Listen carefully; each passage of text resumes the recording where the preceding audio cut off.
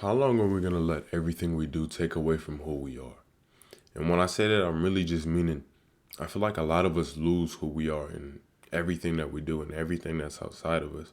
Not to say that we shouldn't do things outside, not to say that there aren't things to do, but to say that you have to be the one that's doing them.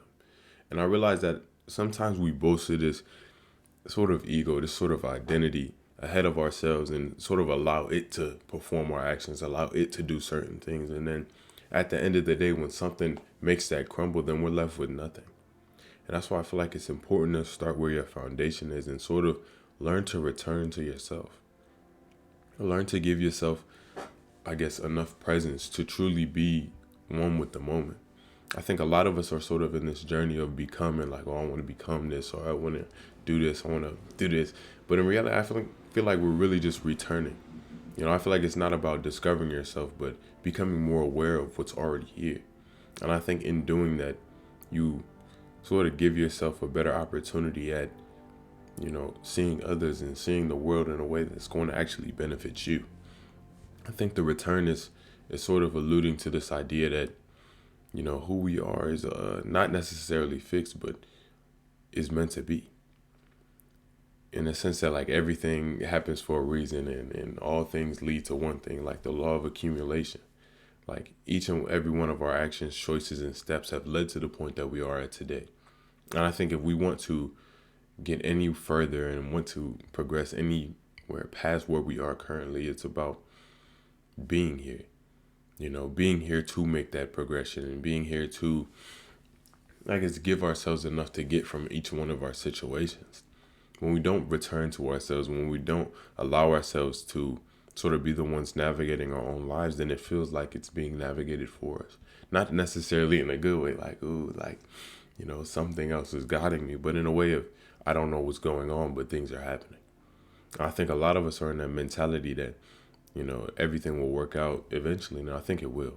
I honestly think that, everyone has a certain amount of growth that just automatically happens, that will happen just from their circumstances and environment.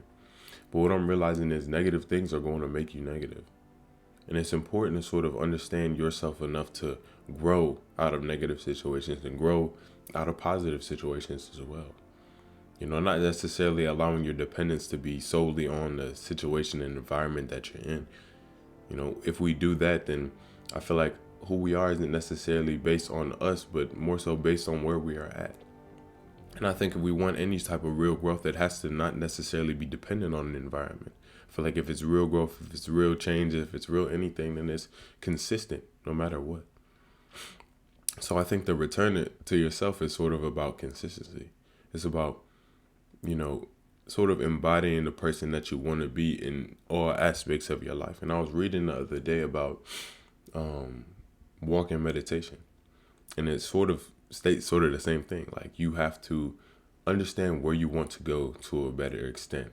Not necessarily in terms of like having every single detail planned out, but at the very minimum, understanding how you want to feel about yourself, understanding how you want to feel about the world around you, and start to feel that way right now.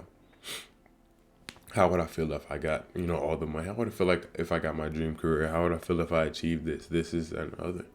And living in that feeling and continuing to make those efforts and strides towards that goal. I feel like all of that makes it all the more worthwhile because you're not necessarily punishing yourself for not being at the end of your goal. And I feel like that allows us to not necessarily be outcome oriented to the extent of self-deprecation. I feel like we undo ourselves in our very effort to do everything, to achieve something, to act like something's outside of ourselves when our value's already here. And I think investing your value where you are allows you to sort of be one with the moment. It allows you to embrace what's here and allows you to sort of experience what life truly has to offer. I feel like when we don't give ourselves that liberty, then all life is just, your ego's reaction to what is.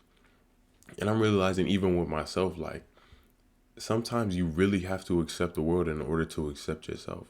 I feel like some of the negativity that we experience in the world and experience in others is really just a reflection of who we are. Not necessarily saying that everyone's bad, but saying that sometimes certain characteristics are taken a certain way because we are that way. Like if someone says something, I'm like, oh, he's rude, or oh, he thinks he's better than me. Like 9 times out of 10, it's really not that case. Maybe it's a subconscious thing with that person, but regardless, it's important to not live in that.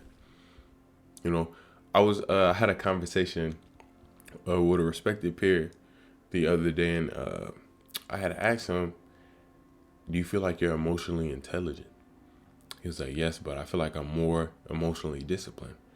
And I feel like emotional discipline is something that's not really talked about. And I feel like it almost sounds bad, like, oh, force yourself to feel this way. But it's not even about that in my head. It's about understanding the way feelings impact our thoughts, impact our reality, impact the way we move about our world, and making sure we're being intentional with what we're allowing to sort of occupy that space. Not saying don't feel a certain way, but saying understand when you are supposed to feel that way. Like if somebody does something mean to me, what use do I have in feeling angry? Not saying like not feeling angry, expressing that anger enough to perpetuate it and feel it within my body, make my blood pressure rise, whatever, feel negative within myself because of someone else. I feel like you should never give someone that much power, and you should always bring it back to yourself and sort of return to this idea that who you are is not defined by other people's feelings, reactions, and expressions towards you. It's always about your expression to you and your feelings about yourself and how you carry yourself and how you continue to move forward with everything that you've been through. And I feel like emotional discipline is just sort of saying, how do you want to feel? And beginning to feel like that because that's how you want to feel.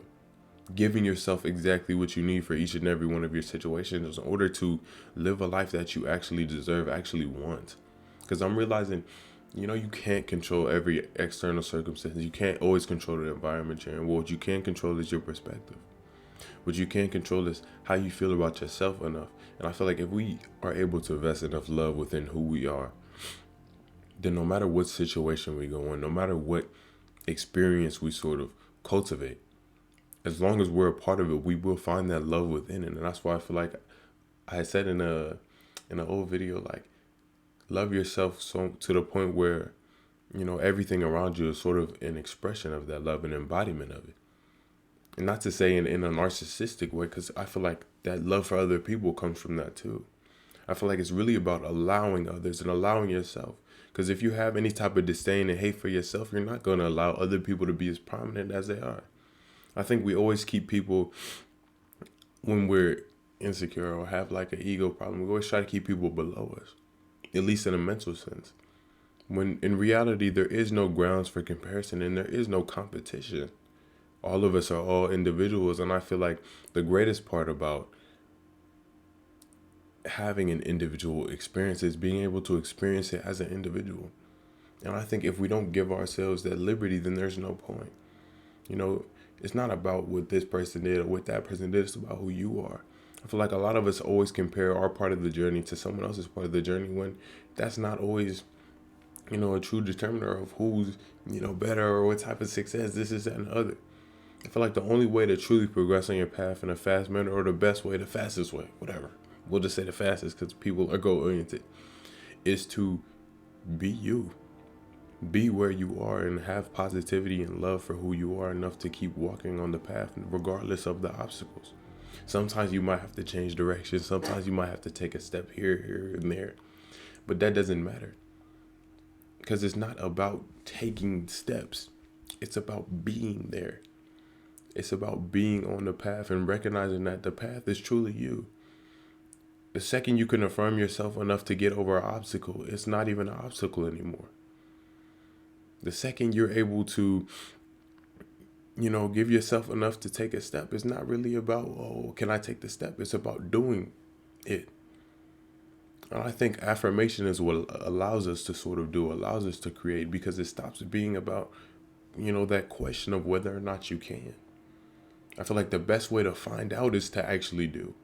And I feel like sometimes a lot of our doubt is just our ego and our previous versions of ourselves trying to keep us trapped in what we were. You keep us trapped in this comfort of who we were. And I think if we want to emerge as something new, if we want to bring anything new into the world, it's about, walking as that new person. continuing to move forward as a new person, like thinking about like what would I do if I actually, had already achieved this. Like I did that this morning to get out of bed. I wanted to just sit on my phone, scroll on TikTok or something like that. But I feel like when you walk with a certain amount of, I won't even call it purpose, because you don't always have to know what you want to do, but you can know what type of person you want to be. And I think high quality people attract high quality things.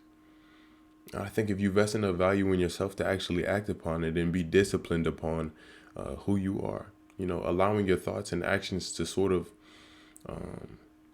correspond, allow them to sort of synergize, in a way of, I think about myself highly, or at least I'm trying to implement some type of good thoughts about myself and actually acting upon it so you have some type of fallback.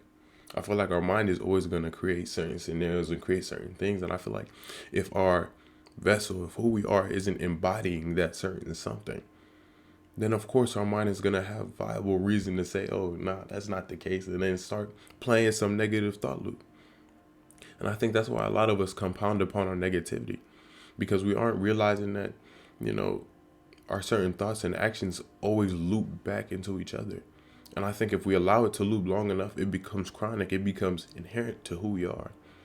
And I think the only way to sort of break out of that cycle is to be present enough to choose positivity, present enough to choose yourself, present enough to return to who you actually are. And when I say return, I'm not necessarily talking about in a past way, but in a way of returning to yourself in the present moment, coming back into who you are rather than being solely defined by what you're doing. And I think a lot of us are sort of in that race, and without realizing that we can stop that race as soon as we want to stop.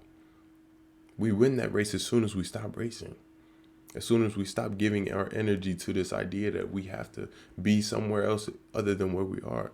I think one of the biggest paradoxes in self-development and actualization of self is realizing that, the second you accept yourself for who you are is the second you are actually able to change what's there.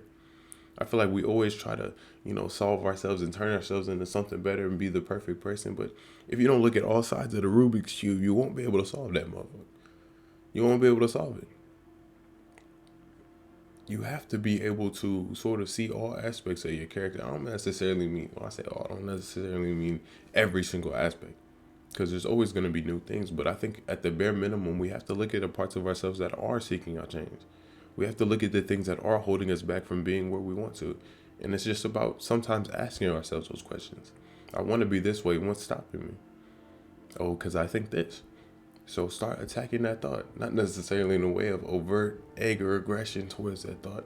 You can't fight fire with fire in a sense, but taking a deep breath, returning to the present, and implementing some type of positive affirmation, some type of other thought to implant in your subconscious that will allow you to sort of be different, that allows you to sort of continue to move forward within who you are, so you can actually be new, so you can actually return to something better.